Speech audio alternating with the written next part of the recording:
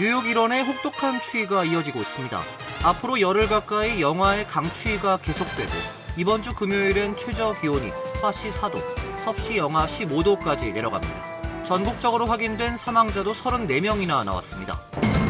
트럼프 대통령이 최근 큰 논란을 불러일으킨 미네소타주 이민 단속 작전을 축소하기로 결정했습니다. 무차별적인 거리 단속 등 강경책을 주도했던 국경수비대 보비노 대장과 그의 부대는 미네소타를 떠나게 됐습니다. 조란 맘다니 뉴욕시장이 미네소타주 이민 단속을 끔찍하다고 비판하며 IC의 뉴욕 진입을 막기 위해 모든 수단을 동원하겠다고 밝혔습니다. 정치권은 부당한 이민 단속에 소송을 제기할 수 있는 법안 마련에 나섰습니다. USCIS가 이민 신청 심사 중에도 신청자들을 추방 재판에 회부하는 사례가 늘어나고 있습니다.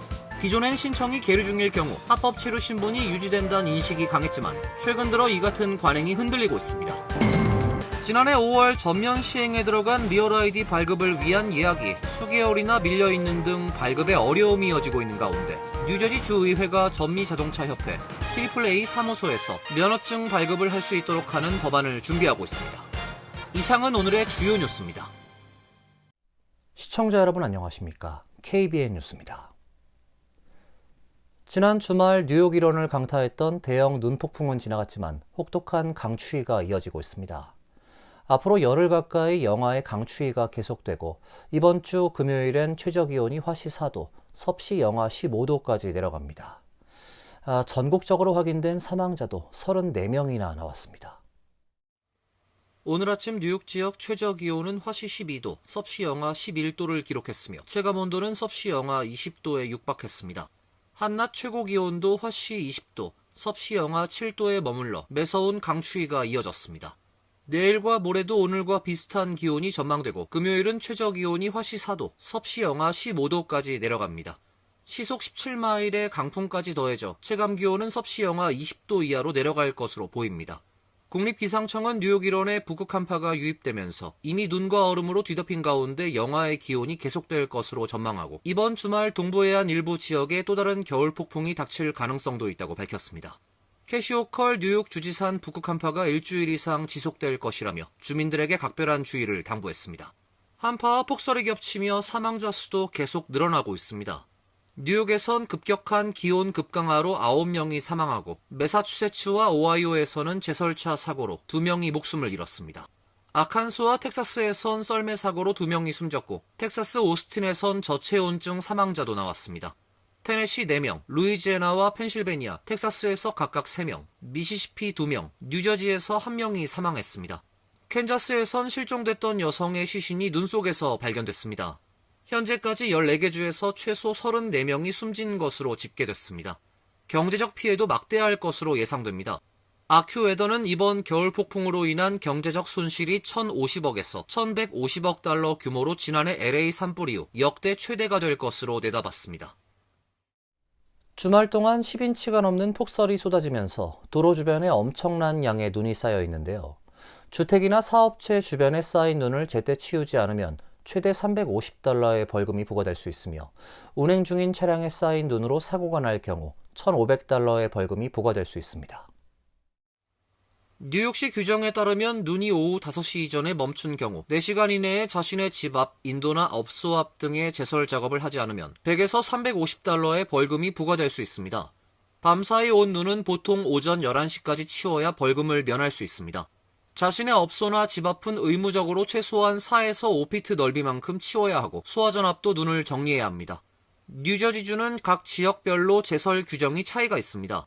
펠팍과 포트리는 타운 조례에 따라 12시간 내에 자신의 집 앞이나 업소 주변에 쌓인 눈을 치워야 합니다. 이와 함께 차량에 쌓인 눈을 치우지 않고 운행하다 경찰에 적발되면 역시 벌금이 부과됩니다. 뉴욕주는 차량에 눈이 쌓인 채 운행하면 일반 차량의 경우 75달러의 벌금 티켓을 받을 수 있습니다. 뉴저지주는 25에서 75달러의 벌금이 부과됩니다. 차량에 쌓인 눈으로 인해 인명사고 또는 재산 피해가 발생할 경우 뉴욕주와 뉴저지주 모두 일반 차량과 상업용 차량별로 200에서 1,500달러까지 더 많은 벌금이 부과될 수 있습니다. 트럼프 대통령이 최근 큰 논란을 불러일으킨 미네소타주 이민 단속 작전을 축소하기로 결정했습니다. 무차별적인 거리 단속 등 강경책을 주도했던 국경수비대 보비노 대장과 그의 부대는 미네소타를 떠나게 됐습니다. 국경 순찰대장 그레고리 보비노와 휘하 부대 일부가 미네소타주 미니애폴리스에서 오늘 철수한다고 발표했습니다.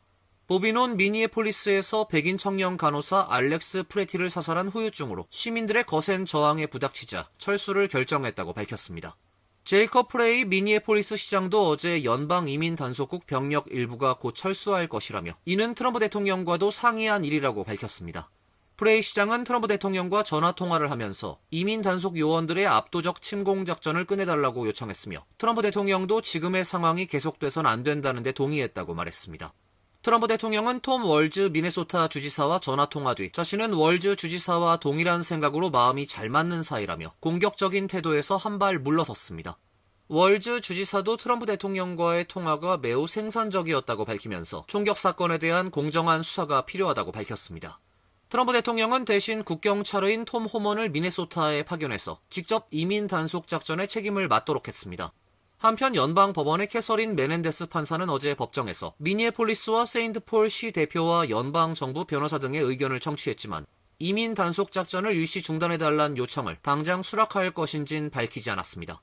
이번 재판은 미네소타주 정부와 두 개 시시장이 국토안보부의 이민 단속과 주민에 대한 총격 살해 사건을 대상으로 소송을 제기하면서 시작됐습니다. 조란 맘다니 뉴욕시장이 미네소타주 이민 단속을 끔찍하다고 비판하며 ICE의 뉴욕 진입을 막기 위해 모든 수단을 동원하겠다고 밝혔습니다. 정치권은 부당한 이민 단속에 소송을 제기할 수 있는 법안 마련에 나섰습니다. 맘다니 시장은 ABC 뉴스와의 인터뷰를 통해 최근 이민 단속 과정에서 이민자들을 포함한 시민들이 공포에 떨고 있다는 점을 강조하며 이러한 작전은 인권과 공공안전 모두를 해친다고 지적했습니다. 맘다니 시장은 트럼프 대통령이 뉴욕시에 해로운 정책을 추진하려 한다면 앞장서서 반대할 것이고 도움이 되는 정책을 추진한다면 기꺼이 협력할 것이라고 주장했습니다. 뉴욕주 정치권에선 ICE의 권리 침해에 대응할 수 있는 법적 장치를 마련하려는 움직임이 나오고 있습니다. 젤너 마이라 뉴욕주 상원 의원과 가브리엘라 로메로 주 하원 의원은 지난 23일 맨해튼 페더럴 플라자 이민법원 앞에서 기자회견을 열고 뉴욕 시민권법 발의를 공식 발표했습니다. 법안은 연방 요원이 주민의 시민권, 인권을 침해했을 경우 뉴욕주 법원에 소송을 제기할 수 있도록 권리를 부여하는 내용을 담고 있습니다. 현재는 뉴욕 주민들이 ICE와 같은 연방 요원을 상대로 주 법원에서 소송을 제기할 수 없는 만큼 주 차원의 법적 구제 수단을 마련하겠다는 취지입니다. 정치인들은 이민자뿐 아니라 시민권자 역시 단속의 대상이 될 수 있는 만큼 연방 요원의 권리 침해의 법적 책임을 물을 수 있는 통로가 필요하다고 강조했습니다. 또 로어 맨해튼 이민법원 일대에서 연방 요원들이 마스크를 쓰고 수백 명의 이민자를 연행하는 사례가 지속되고 있다는 점도 법안 발의 배경으로 거론했습니다. USCIS가 이민 신청 심사 중에도 신청자들을 추방 재판에 회부하는 사례가 늘어나고 있는데요.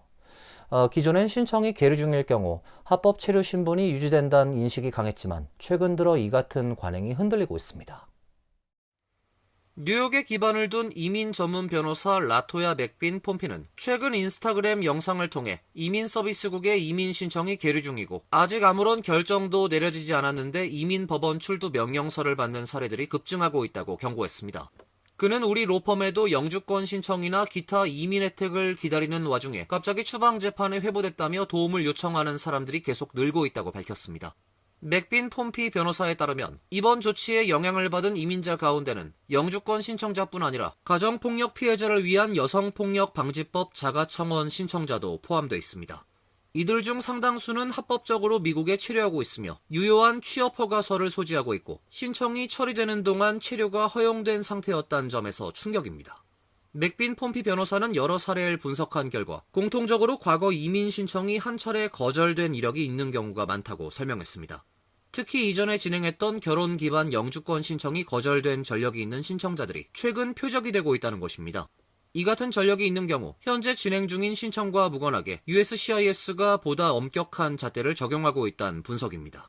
맥빈 폼피 변호사는 상황이 심각하긴 하지만 무조건적인 공포에 빠질 필요는 없다고 강조했습니다. 추방 재판에 회부되더라도 이민 법원에서 구제책을 신청하고 판사 앞에서 체류 자격이나 구호를 다툴 수 있는 절차가 여전히 남아있다는 것입니다. 현재까지 USCIS는 이 같은 이민 법원 출두 명령서 발부 증가 현상에 대해 공식적인 입장을 내놓지 않고 있습니다. 지난해 5월 전면 시행에 들어간 리얼 아이디 발급을 위한 예약이 수개월이나 밀려있는 등 발급에 어려움이 이어지고 있는 가운데 뉴저지 주의회가 전미자동차협회 AAA 사무소에서 면허증을 발급할 수 있도록 하는 법안을 준비하고 있습니다. 뉴저지 주의회가 리얼 아이디 운전면허증을 전미자동차협회 지역 사무소에서도 발급받을 수 있는 법안을 추진합니다. 공화당 소속 크리스티 코라도 주 상원 의원이 최근 발의한 법안은 뉴저지주에서 일반 운전면허증을 리얼 아이디로 업그레이드하는 업무 등 일부 주 차량국 업무를 AAA 지역 사무소가 제공할 수 있도록 허용하는 내용을 골자로 하고 있습니다. 그 외에도 일반 운전면허증 갱신, 자동차 등록 갱신 및 재발급, 차량 번호판 반납 등 주 차량국의 5개 업무를 AAA 지역 사무실에서도 제공할 수 있도록 하는 내용을 담고 있습니다. 뉴저지에선 여전히 리얼 아이디 운전면허증 발급이 어려운 상황입니다. 주 차량국에 따르면 대부분 지역 사무소에서 리얼 아이디 발급 예약이 수주 또는 수개월 뒤에나 가능할 정도로 적체되어 있는 상태입니다. 다음 달부턴 미국 내 공항에서 국내선 여객기 탑승 시 리얼 아이디나 여권 등 연방교통안전청이 인정하는 신분증을 제시하지 않을 경우 보안 검색대를 통과하기 위해 $45의 수수료 부과가 예정돼 있어 리얼 아이디 신청 수요는 줄어들지 않고 있습니다. 법안을 발의한 코라도 의원은 AAA는 이미 타주에서 유사한 서비스를 성공적으로 제공하고 있다며 뉴저지에서도 도입이 이루어지면 주민들이 훨씬 편리하게 이용할 수 있을 것이라고 강조했습니다. 뉴욕시 자동차 운전자들은 뉴욕 업스테이트 지역에 거주하는 운전자보다 거의 4배에 가까운 자동차 보험료를 지불하고 있다는 조사가 나왔는데요. 특히 유색인종이 많이 사는 지역은 높은 보험료가 부과되고 있는 데 비해 교통사고 사망률은 가장 낮은 수준인 것으로 나타났습니다. 시민단체 뉴욕시를 위한 파트너십은 최근 뉴욕 자동차 보험 산업의 가격 적정성 모델 조사 결과 브루클린 거주 자동차 운전자의 연간 평균 보험료는 $6,426로 이는 동일한 보장 범위 기준으로 뉴욕주 북부 지역 운전자들이 내는 보험료의 4배에 근접하는 수준이라며 이러한 보험료 부담은 뉴욕시 브롱스와 퀸즈 등 서민층 거주 지역에서 가장 심각한 것으로 조사됐다고 발표했습니다. 보고서에 따르면 잭슨 하이츠, 선셋파크, 이스트 뉴욕, 코로나 등 뉴욕시에서 유색인종이 많이 사는 지역은 다른 곳과 비교해 높은 보험료를 지불하고 있지만 실제로 교통사고 사망률은 미국에서 가장 낮은 수준인 것으로 나타났습니다. 뉴욕시의 서민 가정과 유색인종 자동차 운전자가 교통사고를 자주 내지 않고 있음에도 부적절하게 높은 보험료로 인해 심각한 재정 부담을 지고 있다는 것입니다. 이에 대해 뉴욕의 높은 생활비 문제 해결을 위한 시민단체, 저렴한 보험료를 위한 시민 모임은 저소득층은 보험료가 수입의 4분의 1을 차지해 고통받고 있다며 뉴욕시 다민족 공동체에게 높은 자동차 보험료는 추상적인 정책 논쟁이 아니라 매일매일의 생존 문제라고 지적했습니다. 이번 조사에선 뉴욕주에서 발생하는 의료 사기의 93%, 그리고 전체 사기 사건의 75%가 현재 뉴욕주가 시행하고 있는 무과실 자동차 보험 제도와 직간접적으로 관련된 것으로 확인됐습니다. 저렴한 보험료를 위한 시민 모임은 주 의원들은 범죄자와 사기꾼들이 자동차 보험을 악용해 서민들의 보험료 부담을 늘리는 것을 막기 위해 무과실 자동차 보험 제도를 현대화하는 입법 조치에 즉각 나서야 한다고 촉구했습니다. 지난해 크리스마스 이브에 실시한 파워볼 추첨 1등 당첨자가 당첨금을 수령했습니다. 일시불 수령을 택해 $8억 3천만 달러를 받아갔으며 아칸소 주 법에 따라 당첨자는 자신의 신원을 공개하지 않았습니다. 아칸소 복권국은 약 18억 2천만 달러 규모의 파워볼 잭팟 당첨자가 상금을 받았으며 익명 유지를 선택했다고 밝혔습니다. 복권국에 따르면 당첨자는 일시불 현금 지급을 택해 세전 기준 약 8억 3,490만 달러를 받게 됩니다. 만약 당첨자가 연금 방식 지급을 선택했다면 총 18억 2천만 달러를 29년에 걸쳐 30회 분할 지급으로 받을 수 있었습니다. 아칸소 주 법에 따르면 50만 달러 이상의 복권 당첨자는 상금 수령 후 최대 3년간 신원을 공개하지 않을 권리가 있습니다. 아칸소 복권국 전무이사는 모두가 당첨자가 나서길 기다렸지만 법률 및 재정 상담을 먼저 받은 것은 현명한 결정이라며 당첨자가 아칸소 주민이란 점이 특히 기쁘다고 밝혔습니다. 이번 당첨금은 2022년 11월 캘리포니아에서 터진 20억 4천만 달러 파워볼 잭팟에 이어 역대 두 번째 규모입니다. 파워볼 역사상 47회 연속 무당첨자 추첨 끝에 나온 잭팟이기도 합니다. 당첨 복권은 아칸소주 캐봇에 있는 머피 USA 주유소에서 판매됐습니다. 해당 매장은 잭팟 당첨 복권을 판매한 대가로 5만 달러의 보너스를 받았습니다. 이어서 간추린 소식입니다. 뉴욕시가 배달앱 기사들의 수입 보호를 위해 새로운 팁 규정을 시행합니다. 규정에 따르면 배달앱은 고객이 결제하기 직전 화면에 팁 옵션을 명확히 제시해야 하며 기본 제한 팁은 최소 10%로 설정됩니다. 다만 고객이 금액을 조정하거나 제거할 수 있습니다. 뉴욕시 소비자보호국은 그동안 일부 앱이 고객들의 팁 선택을 배달 완료 이유로 미루면서 배달 기사들의 수입이 줄었다고 지적했으며 이번 규정이 기사들의 수입 증가로 이어질 것으로 기대하고 있습니다. 앞서 우버이츠와 도어대시는 규정 시행을 막기 위해 연방 법원에 소송을 제기했지만 판사는 업체들의 요청을 기각했습니다. 업체 측은 이 규정이 주문 감소와 소상공인 피해로 이어질 수 있다고 주장했으나 법원은 이를 받아들이지 않았습니다. 40대 한인 남성이 텍사스주 미들랜드 지역에서 발생한 무장강도 사건의 용의자로 체포됐습니다. 미들랜드 카운티 셰리프국은 47세 한인 다니엘 안 씨가 지난 13일 사우스 하이웨이 5200블록 인근 한 상업시설에서 발생한 무장강도 사건의 용의자로 체포됐다고 밝혔습니다. 수사 당국은 사건 발생 이후 감시 카메라에 녹화된 영상 등을 토대로 용의자를 특정했으며 법원으로부터 체포영장을 발부받아 안 씨를 검거했습니다. 수사 당국은 구체적인 범행 경위와 피해 규모에 대해선 공개하지 않았으며 안 씨는 현재 미들랜드 카운티 구치소에 수감돼 있으며 보석금은 $15만 책정됐습니다. 민권센터가 저소득 한인 시니어를 위한 영어 편지 작성 서비스를 시작했습니다. 대상은 뉴욕시 거주 저소득 만 60세 이상 한인 시니어입니다. 영어 편지 작성 서비스 대상은 일상생활과 관련된 개인 편지와 정부 관공서, 학교, 병원 등에 문의하는 편지 작성입니다. 여권, 배심원 소환, 311 신고 또는 민원, SSI, MTA 관련 문제, 경찰 보고서 또는 부당행위 민원, 병원 관련 문제, 메디케이드 등입니다. 단 공증 번역 또는 인증 번역, 비즈니스, 학술, 상업 목적의 문서 번역 등은 제공하지 않습니다. 미 동부 한인 문인협회가 제35회 뉴욕 문학 신인상 작품을 공모합니다. 응모 자격은 영주권 또는 시민권자로 모집 부문은 소설, 수필, 시 등입니다. 소설은 레터 용지 기준 20페이지 내외 작품 1편, 수필은 편당 3페이지 내외로 3편, 시조, 동시는 편당 2페이지 내외 5편 이상을 제출해야 합니다. 각 부문별로 당선작과 가작이 각각 선정됩니다. 응모 작품은 타 인쇄물이나 매체에 발표되지 않은 순수 창작물이어야 하며 추후 표절이나 기발표 사실이 확인될 경우 입상은 취소됩니다. 신인상 당선작은 뉴욕 문학에 수록되며 수상자는 기성 문인대우와 함께 미 동부 한인 문인협회 입회 자격이 주어집니다. 접수 마감은 3월 31일이며 작품은 문인협회 이메일로 접수하면 됩니다. 환율과 증권 소식입니다.